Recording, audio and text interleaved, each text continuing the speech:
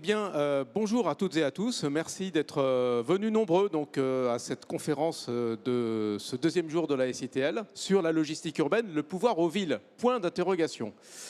Et pourquoi parlons-nous de ce sujet-là, hein? On parle de l'évolution du nombre de colis, plutôt lié au e-commerce, mais pas seulement. On parle énormément de la congestion des centres-villes. On parle de la réglementation de plus en plus stricte, les zones à faible émission, on en parlait encore hier, il n'y a pas longtemps d'ailleurs, avec des débats entre l'État et les collectivités locales qui n'ont pas toujours le même point de vue. On parle de peut-être un jour de péage urbain. On parle en tout cas d'enjeux environnementaux accrus liés à la livraison des marchandises. Les villes doivent faire face à de nombreux défis, qui sont des défis de logistique urbaine, et ce qui leur donne en fait un rôle incontournable dans l'organisation des livraisons.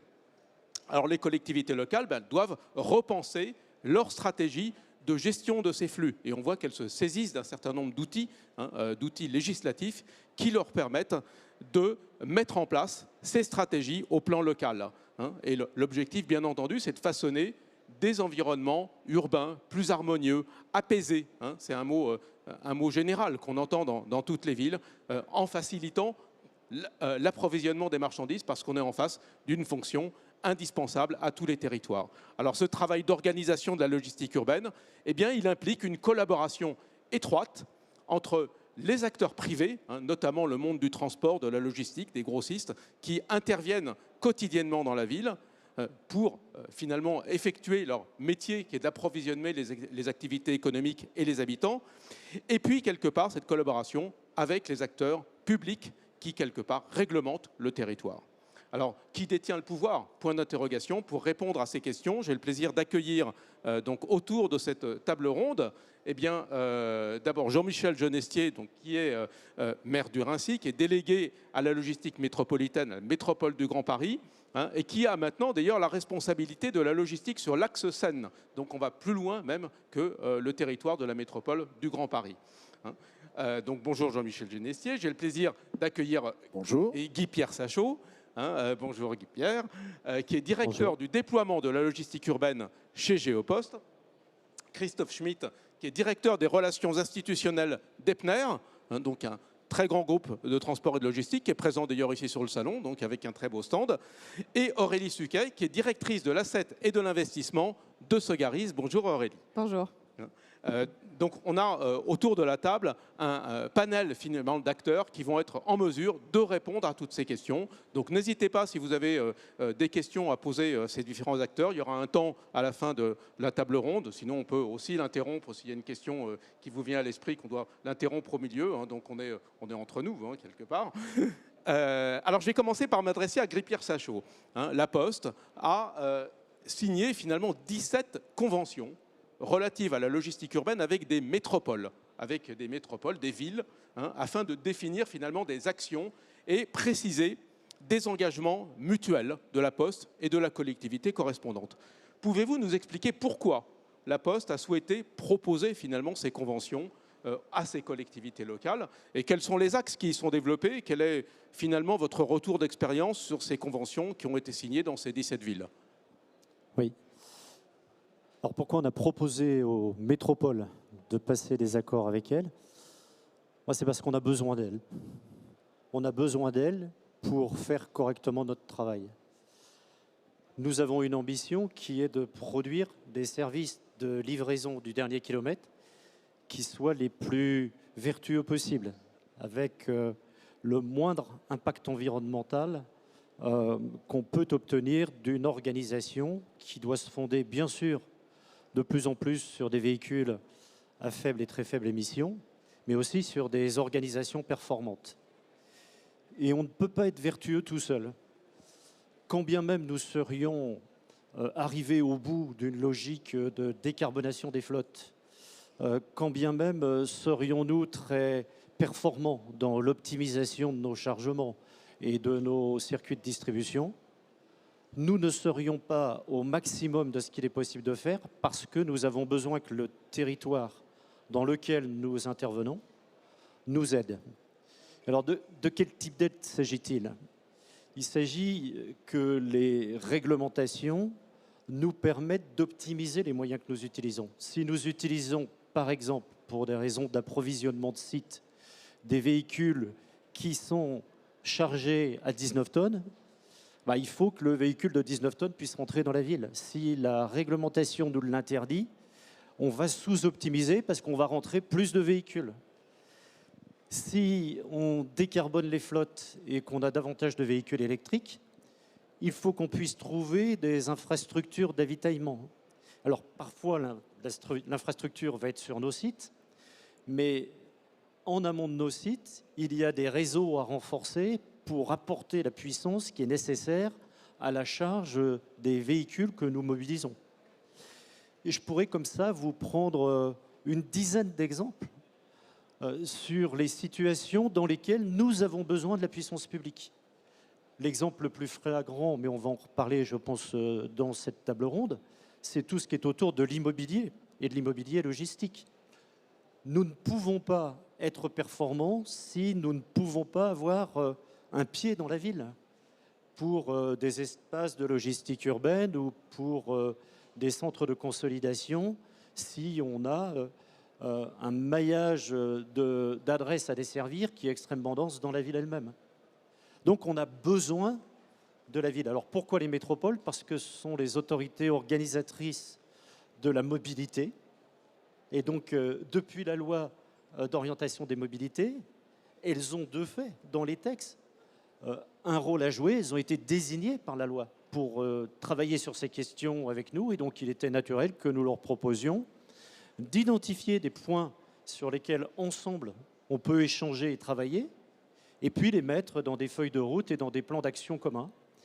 Ces plans d'action, c'est chacun fait sa part. Nous décarbonons, nous optimisons, nous mettons des vélos cargo dans la ville, mais les vélos cargo, ils doivent pouvoir circuler. Est-ce qu'on peut les mettre dans le trafic mélangé avec les bus, tous les usagers de la voirie ou pas? Est-ce que nous pouvons accéder à des espaces de logistique urbain qui soient eux-mêmes accessibles aux vélos cargo? Donc il faut des règlements d'urbanisme, il faut des espaces, et donc il faut intégrer la ville, il faut intégrer la logistique à faible émission dans la ville. Et donc ça passe par toute une série de leviers d'action. Est-ce que vous pouvez nous citer un exemple d'une ville dans laquelle vous avez mis en place cette convention, et puis finalement ce que vous en retirez derrière? Est-ce que finalement votre retour d'expérience, il est positif, il est mitigé, il est différent d'une ville à une autre? Alors le retour d'expérience est positif en ce qui concerne l'accueil qui nous est fait et la volonté d'avancer ensemble. Il est positif sur les chantiers que nous engageons. Évidemment, pour nous qui sommes tenus par des exercices annuels, on est forcément très impatient d'avoir des résultats, et on est confronté à une difficulté majeure qui est celle de la longueur de la décision publique. Il y a une deuxième difficulté, c'est que ce sont des sujets sur lesquels nos interlocuteurs apprennent, ils découvrent. Ce n'est pas une matière qui leur est familière. Et donc, il y a un temps d'acculturation, d'appropriation des enjeux de la mobilité des marchandises qui est un peu long, trop long à mon goût, mais sans doute qu'on ne peut pas faire beaucoup plus rapidement. Et donc, concrètement, je peux parler de Toulouse, où, avec les services de la ville, nous avons travaillé à expliquer pourquoi et comment il est possible d'anticiper sur des besoins fonciers pour faire face à une augmentation attendue des volumes qui est directement corrélée à l'évolution attendue de la population de leur territoire, qu'eux-mêmes veulent accueillir en mettant en place des zones urbaines, des zones urbanisées, des programmes de logement, etc., qui vont forcément générer davantage de flux de marchandises. À Lyon ou à Lille, nous travaillons sur la cyclabilité logistique. Ça a l'air de rien, mais on nous dit de mettre des vélos cargo parce que ça décarbone, parce que c'est silencieux, parce que c'est agréable à voir circuler dans la ville. Mais un vélo cargo, c'est un véhicule qui a un certain nombre de contraintes d'usage, et tous les aménagements de voirie ne se prêtent pas parfaitement à l'utilisation d'un vélo cargo. Donc ensemble, on sillonne la ville, on fait un état des lieux des difficultés, et on dit aux services techniques, voilà, si vous voulez qu'on passe en vélo cargo sur tel axe, tel point, tel point, tel point sont à retravailler. là c'est dangereux, là on ne peut pas le faire, etc. Donc nos plans d'action, c'est ça, c'est très concret. Et je peux dire que avec nous, les services qui s'y engagent sont satisfaits de voir qu'ils peuvent avoir une action, j'allais dire, très concrète et efficace pour améliorer la mobilité des marchandises dans leur territoire. Merci Guy Pirsachou. Je vais m'adresser à Christophe Schmitt. Vous intervenez dans un grand groupe de transport, donc le groupe Epner, et puis vous êtes également président de la commission logistique urbaine de l'Union TLF, si je ne me trompe pas. Hein, quelque part, qu'est-ce que vous attendez des collectivités locales afin de finalement de vous aider finalement à optimiser et à décarboner la logistique urbaine? Non, je crois qu'au-delà de l'aspect réglementaire du sujet, effectivement, de la mise en œuvre des ZFE qui sont là obligatoires pour certaines d'entre elles, il y a quelque chose de très important, et monsieur Sachot vient d'en parler, c'est l'échange collaboratif avec les collectivités locales et territoriales. En réalité, on ne peut pas réussir la décarbonation ou on va dire pacifier la livraison en ville avec des véhicules neutres en carbone, etc., sans l'aide effectivement des collectivités locales et territoriales. Et pour cela, il y a un vrai besoin effectivement d'acculturation des exécutifs des collectivités territoriales sur le sujet de la logistique urbaine. C'est un sujet sur lequel, avec l'Union TLF, on a beaucoup travaillé et on est assez fiers d'avoir pu avancer sur ces sujets-là. Et notamment, aujourd'hui, on voit quelque chose qui est très intéressant, qui est la création du comité du comité technique de liaison des logistiques urbaines, qui a été créé à l'initiative de la DGITM. Ce comité, nous le co-animons depuis le début de l'année. Et il avait été auparavant animé par la Confédération Générale des Grossistes. Et il y a un deuxième comité à côté, qui est un comité dédié aux collectivités locales et territoriales. Et ces deux comités, en fait, vont, en tout cas pour l'avenir, essayer de travailler en groupe miroir sur des sujets communs pour que nous puissions adresser des sujets qui soient les mêmes dans l'un et l'autre des comités. Ce qui est le plus important avec les collectivités locales et territoriales et avec les élus en général, c'est d'essayer de tenir une ligne directrice long terme. Nous, entrepreneurs, avons besoin de connaître l'avenir pour gérer nos investissements. Un camion, dans nos métiers, on le garde entre 6 et 8 ans. Chez les comptes propres, c'est même beaucoup plus, plutôt jusqu'à 12 ans. Et donc, nous avons vraiment besoin d'avoir une vision claire de ce qu'il doit faire. Ce n'est pas vraiment le cas aujourd'hui. Hein. On le voit sur les dernières tergiversations sur la réglementation des ZFE, où cette ZFE était obligatoire, elle ne l'est plus, elle l'est de nouveau, etc. Franchement dit, ça c'est tout récent, hein. C'était hier dans la presse. Hein. Et on a des gens qui ne comprennent plus rien aujourd'hui, qui disent mais alors, il faut que je l'achète mon camion ou c'est pas la peine? J'investis d'abord dans cette ville ou d'abord dans celle-là? Je fais comment? Et tout cela, au final, me semble être extrêmement contre-productif quand on n'est pas droit dans ses bottes. Hein, parce que l'entrepreneur, à un moment, il se dit j'investirai quand je saurai ce que je dois faire. Et du coup, on n'avance pas. Alors, il y a des sujets sur lesquels on perd beaucoup de temps parce qu'en fait, la ligne n'est pas claire. On attend aussi des collectivités à une certaine forme de pragmatisme. Alors ça, c'est très lié avec l'acculturation.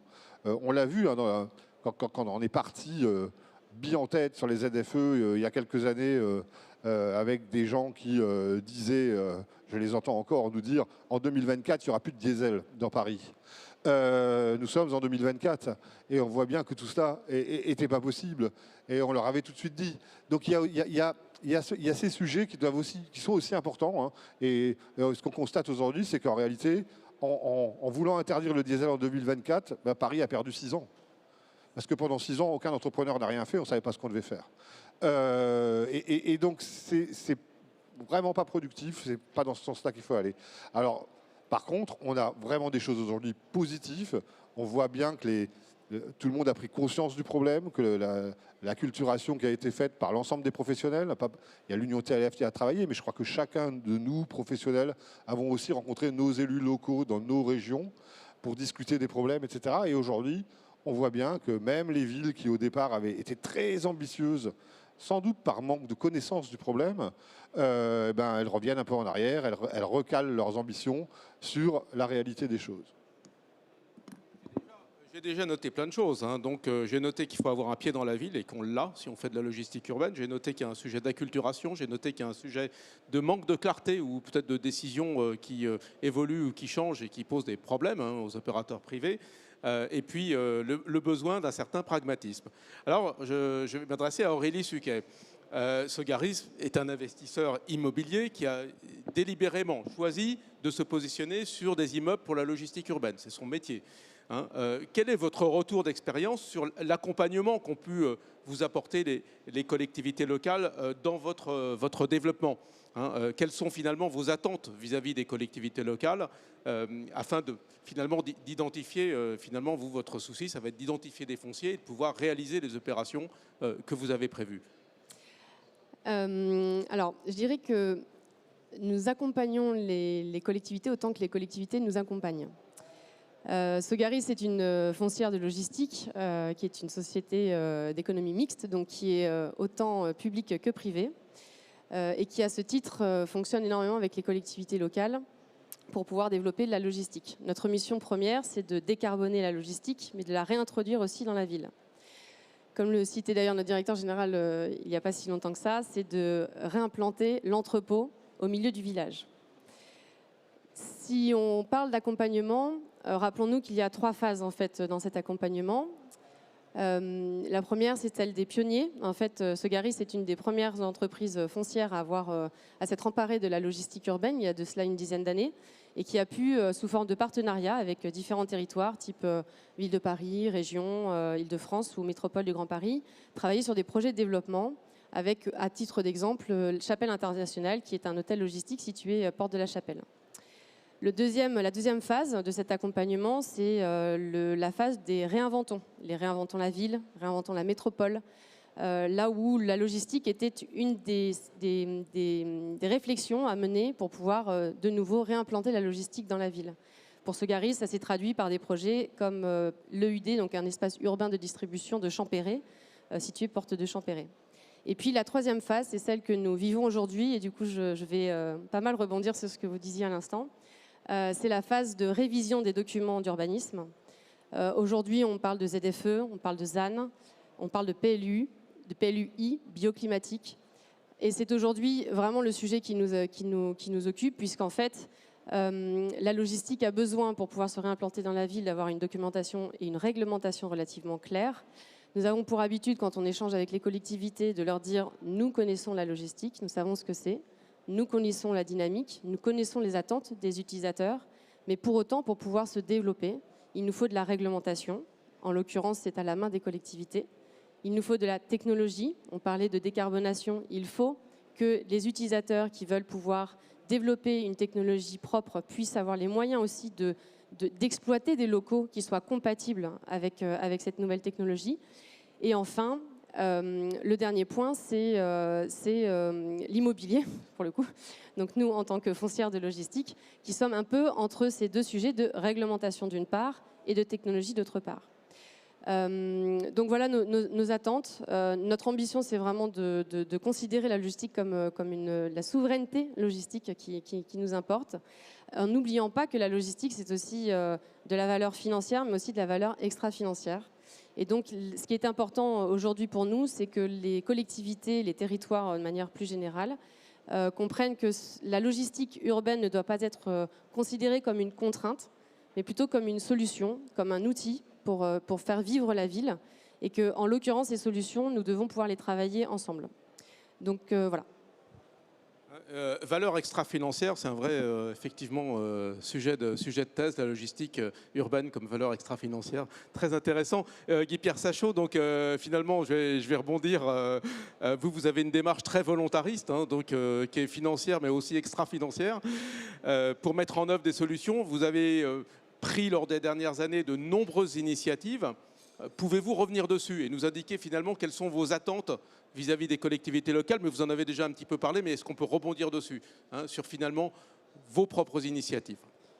Je peux peut-être s'attacher, rester un instant sur 3 initiatives. Les accords de logistique urbaine, j'en ai parlé. Nous avons 2 enjeux principaux. Le premier, c'est de faire ce que nous avons dit avec les collectivités, avec les métropoles avec lesquelles on s'y est engagé, Et il nous reste encore beaucoup à faire. On travaille sur les sujets d'immobilier, on travaille sur des sujets de performance de l'adresse, par exemple, qui est un vrai levier pour optimiser nos activités, réduire les échecs de livraison. Donc ça, il faut que nous fassions ce que nous avons dit. C'est le premier point. Le deuxième point, c'est qu'il faut que nous réussissions à faire diffuser largement, au-delà des métropoles avec lesquelles nous travaillons, les sujets sur lesquels nous travaillons et contribuer à l'acculturation du secteur public. On commence à le faire. On échange par exemple avec les établissements de formation et on commence à faire entrer dans la formation, y compris des dirigeants territoriaux, le sujet de la logistique urbaine. Vous voyez, il y a quelques semaines, j'étais dans un séminaire commun de tous les dirigeants territoriaux dans leur formation initiale et on a consacré une journée complète à la logistique urbaine. Ça n'était jamais arrivé.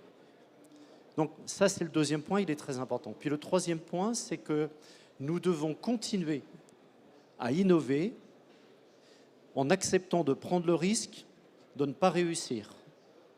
Et je sais que ça, c'est moins bien compris parce que nos innovations, parfois, sont perçues comme étant des infléchisseurs du marché, des solutions qui vont possiblement concurrencer d'autres initiatives.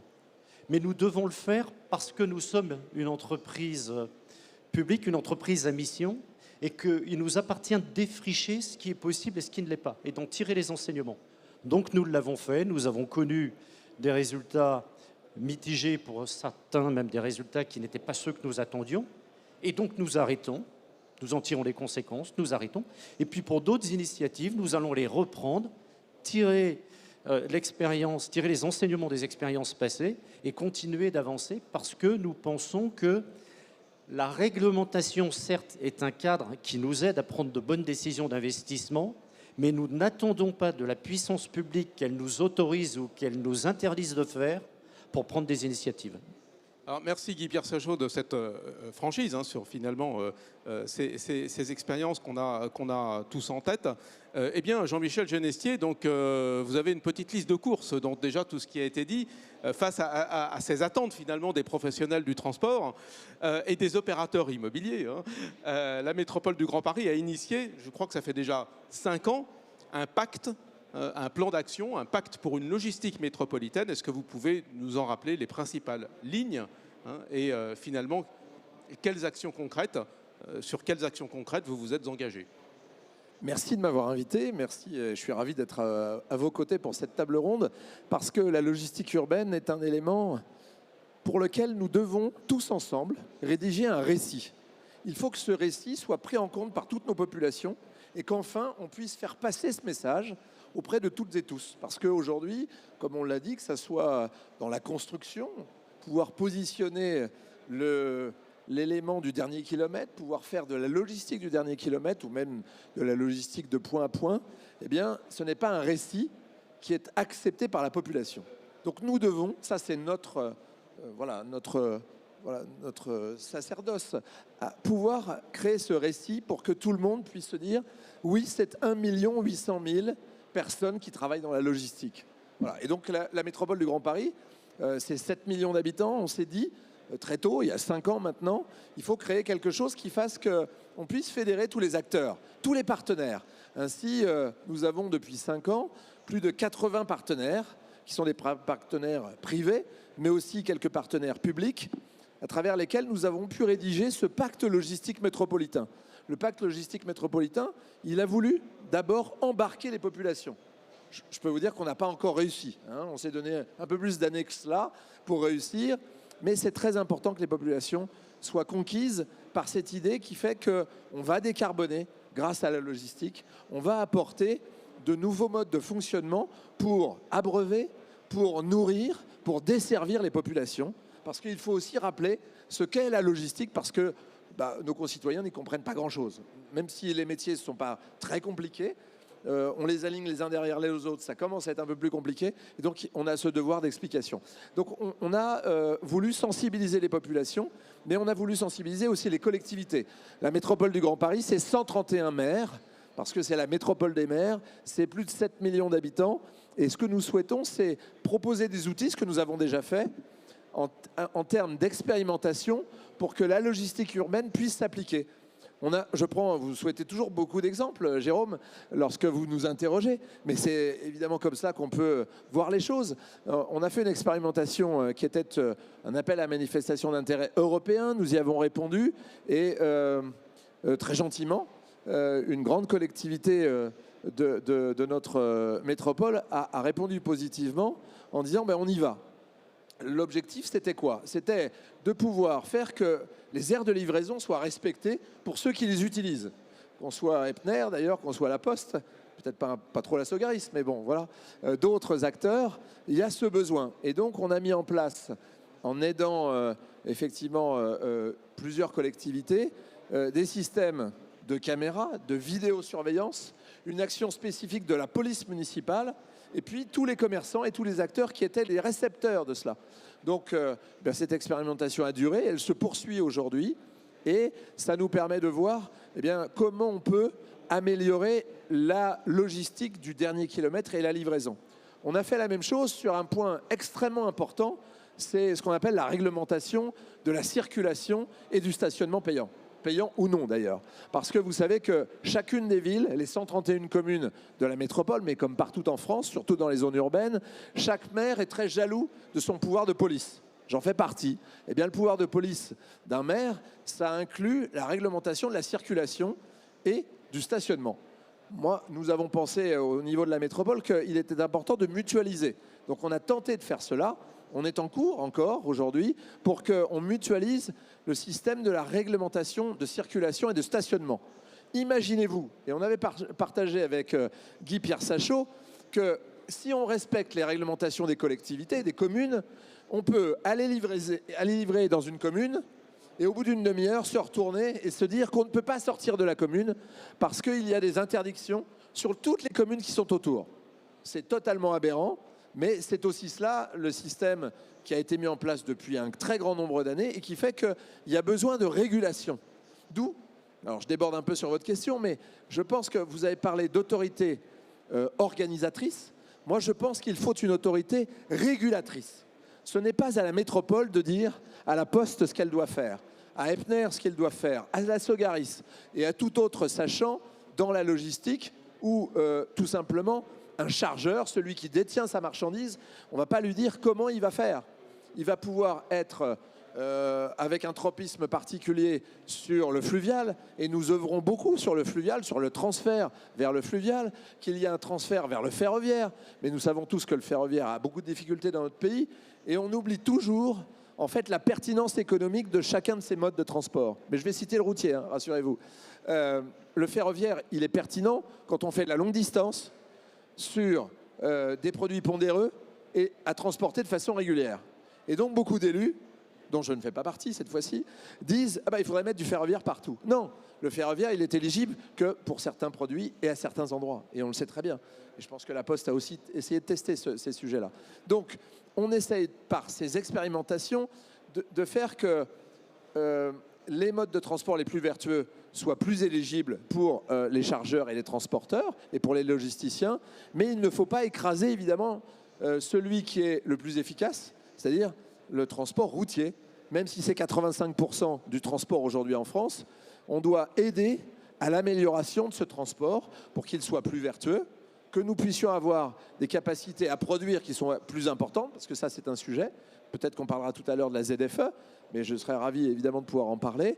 Et nous sommes là aussi pour faire que, très clairement, tous les gens qui sont ici, et même ceux qui sont ailleurs, et qui sont surtout des détenteurs de marchandises, puissent se dire à un moment, on va orienter le logisticien et on va faire en sorte que, à travers notre système logistique, on puisse passer un peu plus vers le ferroviaire quand c'est éligible économiquement, un peu plus vers le fluvial, qui aujourd'hui, prenons l'exemple de la Seine, que je connais bien, la Seine a aujourd'hui seulement en utilisation en matière de marchandises un tiers de ce qu'elle avait à la fin des années 60.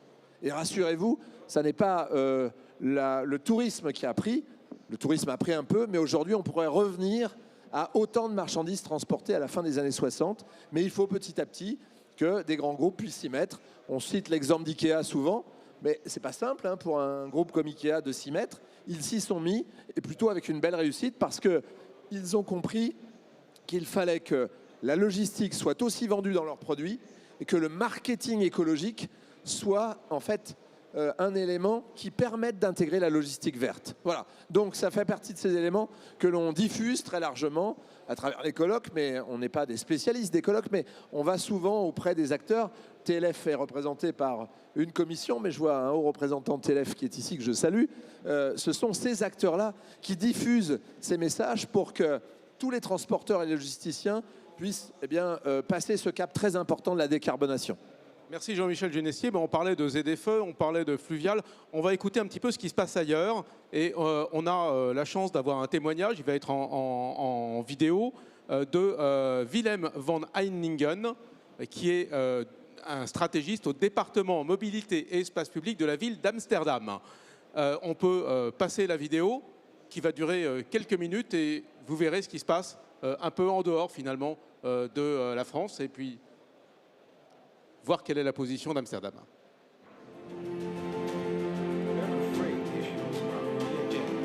Amsterdam just adopted a strategy and work plan on urban logistics.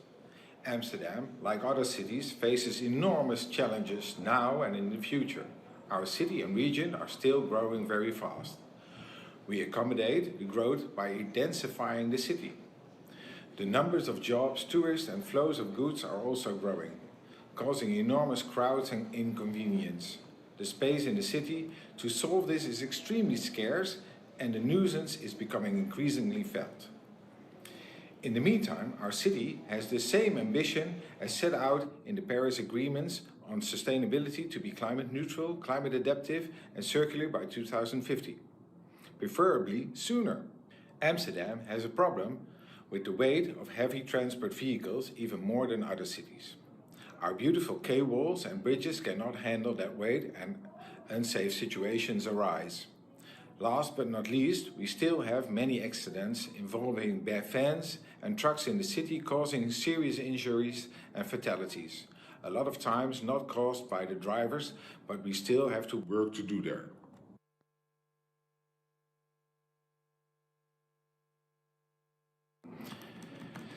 Urban logistics, therefore, in our view, has to change.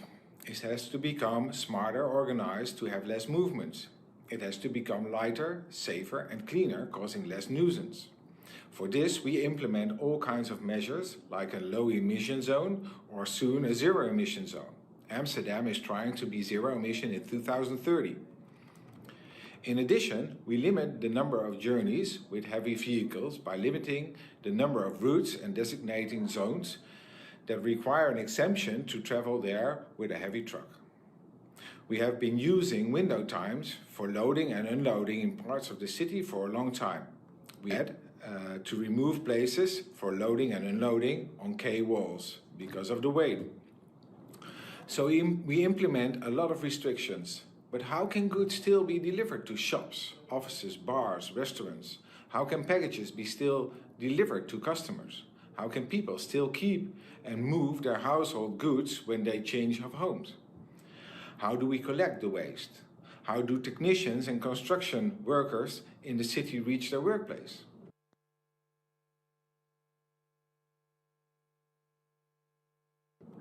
The city of Amsterdam cannot handle the necessary changes for current problems and future challenges alone.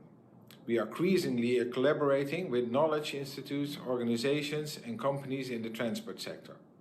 There was a lot of unfamiliarity and misunderstanding on both sides. We now have a collaboration platform called Logistiek 020, and we learn that the transport sector is segmented and fragmented. Segmented in components such as parcel delivery, construction, retail, catering, service, waste, facilities. The logistic chains of these segments are totally different. Furthermore, there are hundreds or thousands of companies with different organization of this change.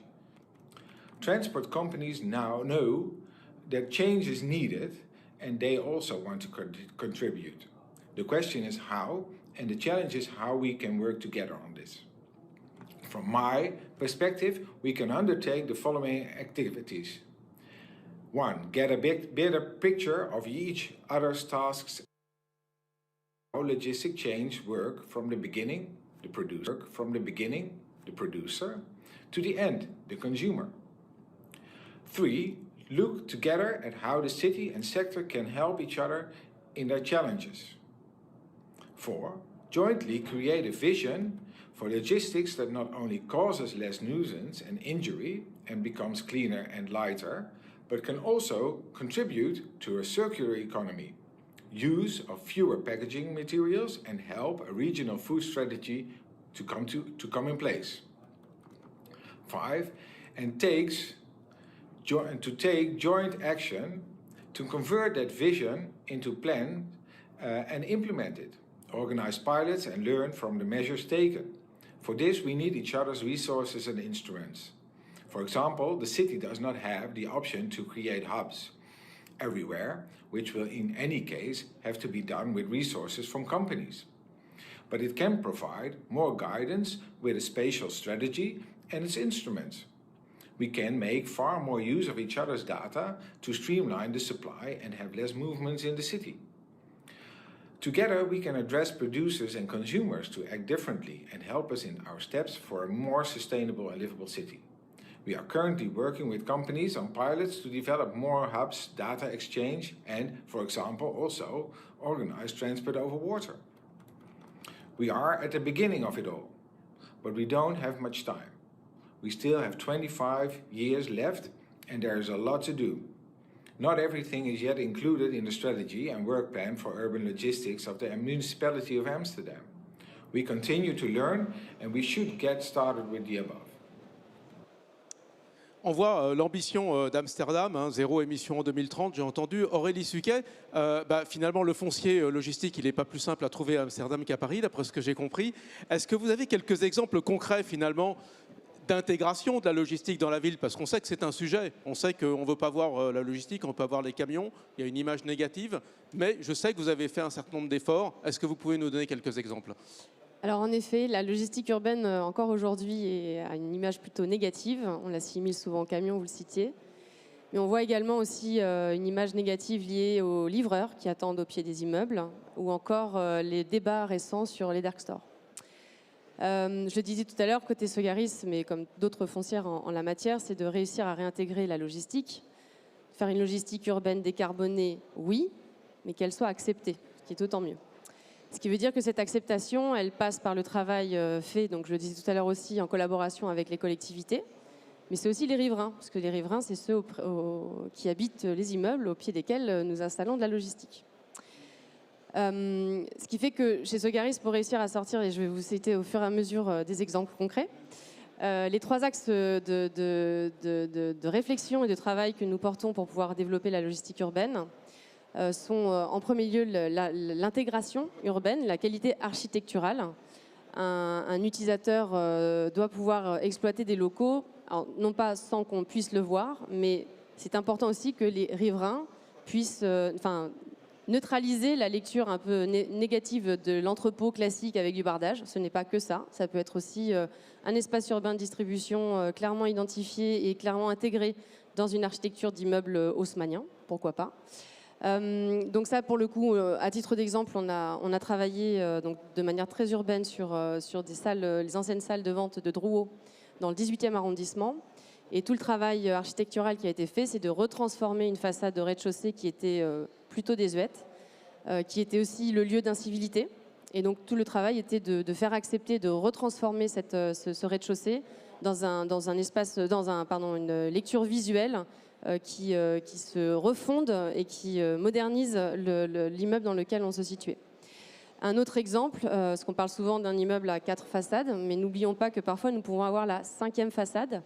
Nous avons livré fin 2023 l'hôtel logistique Les Ardoines, donc qui est un hôtel logistique de 35 000 m² qui vient s'intégrer dans un nouveau quartier très urbain, puisque nous aurons des immeubles de logement juste à côté. Et donc tout le travail de cette architecture a été de faire en sorte que les habitants du quartier n'aient pas une vue sur de l'activité logistique, mais plutôt une vue agréable, verte, et donc avec cette 5e façade qui est la toiture, et donc végétalisée avec une activité d'agriculture urbaine. Ça, c'est le premier axe. Le deuxième, ce sont les modalités d'exploitation. Parce qu'en fait, pour qu'une activité soit acceptée, on ne veut pas qu'elle soit nuisible. Et ça, c'est souvent la grosse inquiétude, tant pour les collectivités, parce que n'oublions pas que les collectivités doivent assurer aussi une qualité de vie dans leur ville, que les riverains eux-mêmes qui, tous les matins, vont déposer leurs enfants à l'école et vont devoir croiser des vélos cargos, être dans une rue aux écoles aussi, avec potentiellement des espaces urbains de distribution. Et donc, les conditions d'exploitation, elles s'entendent tant in situ, donc les nuisances éventuellement sonores. Donc à charge pour nous, quand nous développons des espaces urbains de distribution, de maîtriser ou de neutraliser au maximum les éventuelles nuisances que nous pourrions avoir, notamment par une chape, enfin je rentre un peu dans le technique, mais une chape anti-bruit pour neutraliser les éventuelles vibrations, mais aussi à l'extérieur. Et donc ça passe par le choix de notre exploitant, de sorte que l'activité qui sera projetée au sein de l'espace urbain de distribution soit compatible avec son environnement immédiat. Là aussi, un autre exemple, toujours le même pour le coup, sur notre UD dans le 18e arrondissement. On a travaillé à l'établissement d'un cahier des charges de choix, de sélection de notre futur exploitant, dans lequel on a pu intégrer un certain nombre de conditions qui soient compatibles avec son espace extérieur, en l'occurrence une école juste en face, mais également avec les habitants. Ce travail, on l'a fait de pair avec la mairie du 18e et la SEM Paris-SEM, qui nous a accompagnés aussi pour définir les contours de ce cahier des charges. Le troisième axe, c'est la mixité d'usage, parce qu'en fait, nous sommes convaincus chez Sogaris que la logistique, elle doit aussi pouvoir s'adosser à d'autres activités productives pour mieux s'insérer dans la ville. Et donc typiquement, la grande majorité de nos projets sont toujours une mixité. Donc vous retrouvez une activité de logistique classique, mais auquel on va adosser d'autres programmes. Ça peut être du commerce, ça peut être de l'agriculture urbaine, j'en parlais tout à l'heure, ça peut être de l'artisanat. Voilà, on essaye de faire en sorte que l'ensemble de nos projets puissent non pas se diluer, mais vraiment s'insérer comme on a aujourd'hui des commerces en pied d'immeuble. Et ben demain, nous aurons des espaces urbains de distribution et tout le monde pourra vivre de manière tout à fait cohérente. Mixité, intégration et donc qualité architecturale. Alors Jean-Michel Genestier... Juste un autre truc, c'est l'emploi. Parce que n'oublions pas aussi que la logistique génère de l'emploi. C'est important pour les collectivités, mais c'est aussi important pour les entreprises elles-mêmes qui pourront avoir des collaborateurs qui vivront aussi dans le quartier dans lequel ils pourront exploiter leur activité. Merci Aurélie. Jean-Michel Genestier, les EPCI, dont fait partie la métropole du Grand Paris, mettent en place finalement des plans d'action comme vous le faites avec ce pacte pour une logistique métropolitaine, parfois des chartes de logistique urbaine, mais finalement, vous indiquez effectivement le pouvoir du maire et puis peut-être d'autres acteurs, elles n'ont peut-être pas toujours tous les leviers pour faire avancer les actions que vous avez initiées. Quels sont finalement les freins identifiés et comment les lever ? Je pense qu'il y a, parmi les freins au développement de la logistique, il y a, alors on n'en parle pas souvent, mais c'est la disponibilité des personnels compétents. Et alors on retrouve ça évidemment dans toutes les collectivités et dans beaucoup d'entreprises. Avoir des personnels compétents, ça c'est un élément très important. Le deuxième levier sur lequel on pourrait agir, c'est le fait que des lois successives empêchent. On a parlé du zéro artificialisation nette tout à l'heure. C'est un élément évidemment important qui vient se coupler quelquefois à une compensation. C'est-à-dire que quand on construit quelque chose, on doit apporter une compensation et on ne doit pas créer d'artificialisation nette supplémentaire. Donc c'est un élément sur lequel on intervient, nous, auprès des parlementaires, auprès du gouvernement, pour leur dire attention, la logistique est l'élément qui va permettre de donner une dynamique supplémentaire à la réindustrialisation du pays, au fait qu'il ne suffit pas d'avoir une réindustrialisation, mais il faut aussi avoir la livraison du dernier kilomètre, et que tous ces éléments nouveaux concourent à freiner le développement de l'ensemble de ces emplois.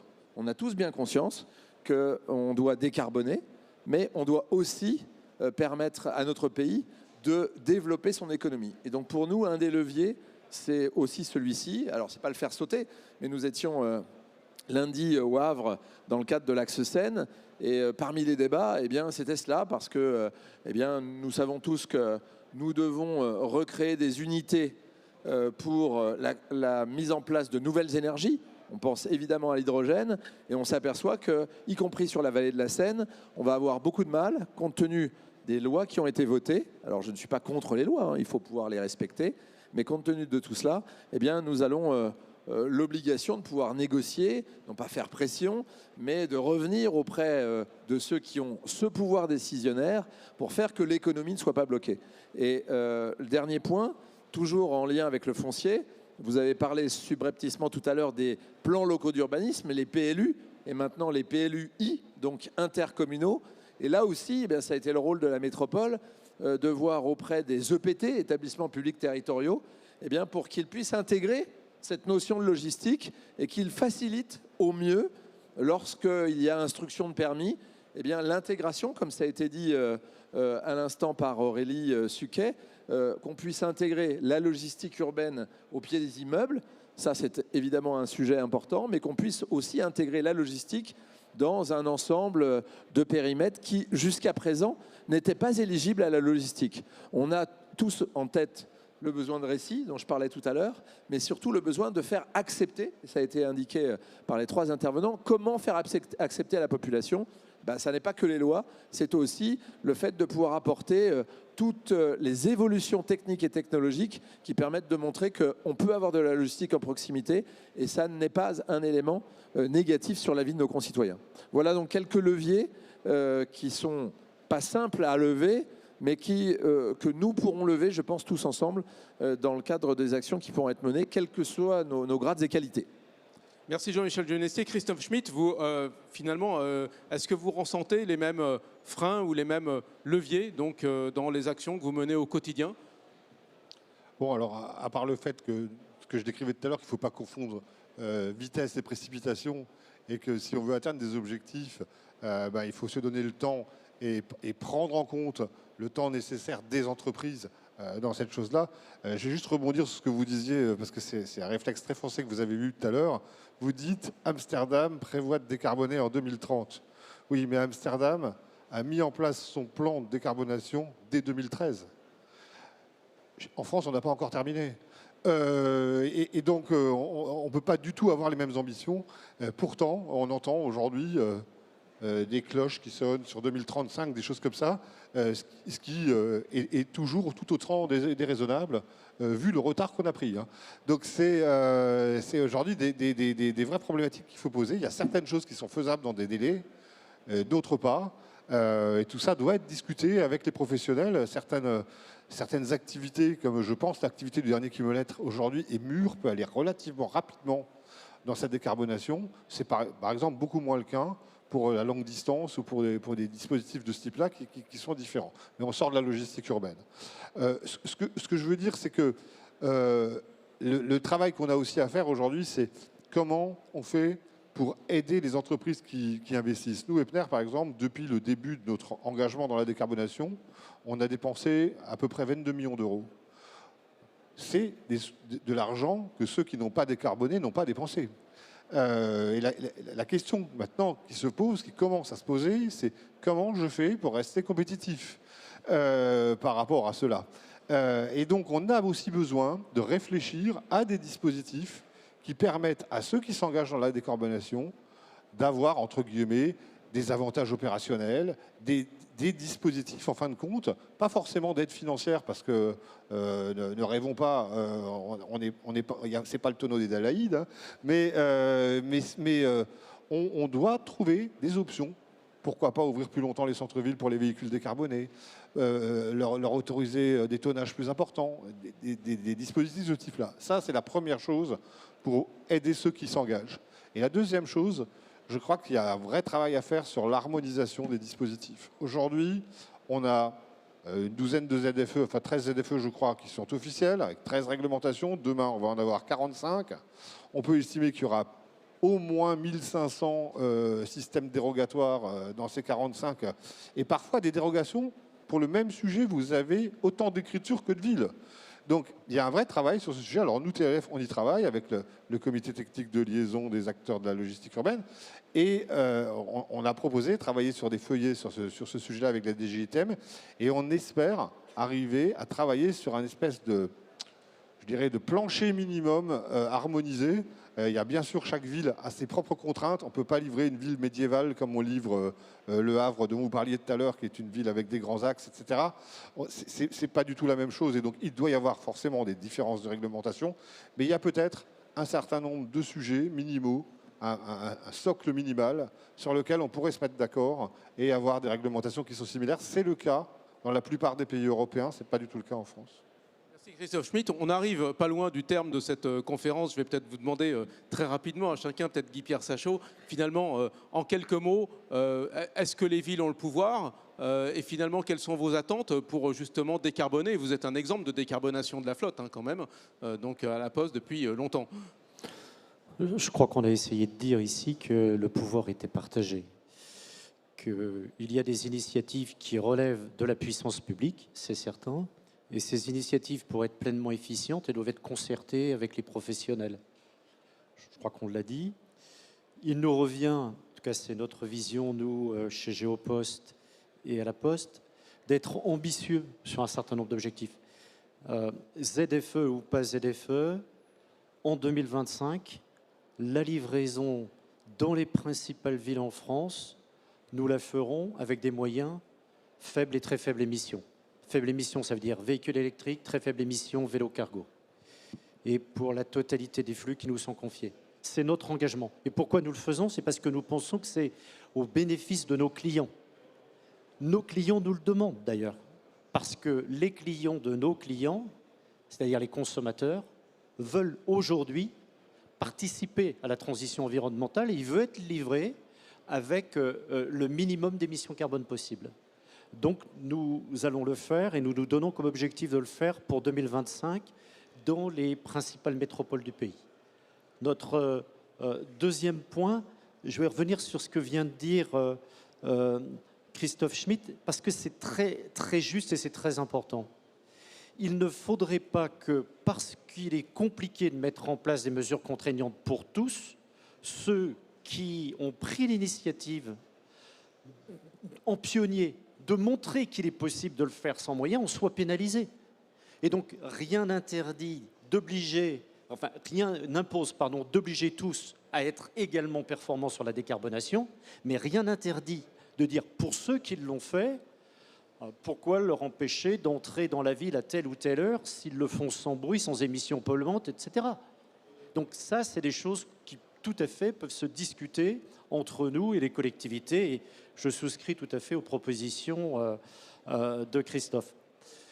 Enfin, nous allons continuer à travailler sur ces sujets. J'ai entendu ce qu'a dit Monsieur Genestier.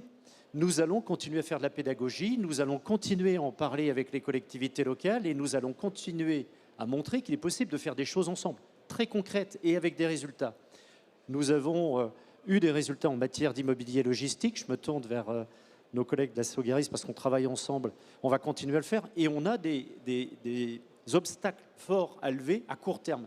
En particulier, nous nous inquiétons des difficultés à mettre en place des infrastructures de recharge en nombre suffisant dans nos territoires pour aller plus loin dans la décarbonation. Et puis, on va travailler de manière appuyée sur la multimodalité, parce que, vous l'avez dit, il y a des choses importantes à faire dans ce secteur. Merci Guy-Pierre Sachot. Un petit mot de la fin, peut-être Jean-Michel Genestier, sur ce qui a été dit. Vous êtes un peu au-dessus de la mêlée, représentant des collectivités locales ici, et pas des moindres quand même, avec la métropole de Grand Paris. Hein. Moi, j'ai toujours en tête le volume des déplacements sur la métropole. C'est 4,4 millions de déplacements pour les marchandises. On emporte et on livre. Ces 4,4 millions, aujourd'hui, ils sont réalisés par des petits acteurs, souvent en compte propre. Et donc, comme l'a dit Guy-Pierre Sachot, il faut qu'on s'adresse aussi à eux. C'est ce que nous essayons de faire pour qu'on puisse aussi les amener à être plus vertueux. Mais on sait très bien que les investissements sont très lourds et beaucoup plus lourds pour des petites entreprises. Donc on les entraîne aussi dans le mouvement pour qu'on regarde au plus près quels sont les niveaux d'investissement et qu'à l'exemple de la Poste, à l'exemple du groupe Epner, en termes d'immobilier, à l'exemple de la Sogaris, qui est très avant-gardiste sur ces sujets, eh bien, on puisse faire que tous les petits acteurs, et il n'y a rien de péjoratif, soient entraînés dans le mouvement pour pouvoir le réussir. Parce que si on fait tout ça, C'est pas pour faire qu'on crée des contraintes nouvelles. Il faut quand même se rappeler, on ne l'a pas dit depuis le début, mais si on fait tout ça, c'est pour sauver, alors la planète, ça c'est le grand terme, il existe, mais c'est pour faire que nos habitants soient moins malades et qu'on puisse sauver des vies grâce à un impact environnemental réduit. Et ça, c'est ça qui est important. Donc ma conclusion, elle est liée au fait que le nombre de ces déplacements est colossal. Je pense qu'il faut tenter de les réduire par un moyen ou un autre, mais il ne faut pas l'imposer. C'est ce qui a été dit. Et c'est pour ça que j'appelle de mes voeux à ce que les métropoles soient des autorités, non pas d'organisation, organisatrices, mais des autorités de régulation de la logistique, parce que eh bien, ceux qui ont le pouvoir aujourd'hui, ce sont tous les acteurs privés qui agissent au quotidien pour que nos habitants puissent consommer un peu plus. Je prends juste un exemple pour terminer. C'est un exemple d'actualité, on n'en a pas du tout parlé, c'est les Jeux Olympiques. On a lancé, et je salue encore TF de sa présence et de son action forte sur ce sujet, on a lancé des groupes de travail sur la logistique urbaine pendant les Jeux Olympiques. Vous le savez, il y aura des voies olympiques qui seront réservées aux personnalités, mais surtout aux athlètes, pour qu'ils arrivent à l'heure aux compétitions. Bon, ça paraît normal que quand on a des Jeux Olympiques, les athlètes arrivent à l'heure aux compétitions. Mais en même temps, on devra toujours livrer. Et il y aura des interdictions formelles, il y aura peut-être quelques dérogations. Le préfet de police, évidemment, commence à ouvrir un tout petit peu la porte. Mais depuis le mois de mars de l'année dernière, on a des groupes de travail pour se dire, mais les logisticiens du froid, de l'hyperfroid, les grossistes, les hôteliers, les brasseurs, enfin, voilà, les ascensoristes, les plombiers, etc. Comment vont-ils continuer à travailler? Parce qu'il faudra toujours des urgences sur des territoires qui vont être obérés par les Jeux Olympiques. Et donc ça, c'est l'exemple type de... On n'oblige pas, même si à un moment l'État obligera et c'est naturel, mais on fait le travail en amont pour pouvoir se préparer et faire qu'il n'y ait pas un trou dans la raquette pendant une période donnée et que pendant les Jeux Olympiques, on puisse continuer à livrer l'ensemble de nos habitants et de nos entreprises. Donc c'est ce travail et c'est l'héritage des Jeux, eh bien, c'est aussi dans la logistique et on espère qu'on va pouvoir continuer à accélérer pour montrer qu'on est capable en France de le faire et peut-être encore plus vite que les autres. Merci Jean-Michel Dunessier, merci à nos 4 intervenants. On arrive au terme de cette conférence et nos intervenants sont là pour répondre à vos questions. On a peut-être encore quelques minutes, on a commencé un peu en retard, donc on va certainement nous donner quelques minutes de plus, j'espère. Est-ce qu'il y a des questions dans la salle là, à nos 4 intervenants sur ce sujet justement de la place et du pouvoir des villes dans la logistique urbaine? Peut-être que personne ne veut se lancer, pourtant le débat est riche et on a peut-être, on me fait signe qu'effectivement on arrive au terme de l'heure qui nous est consacrée. Hein,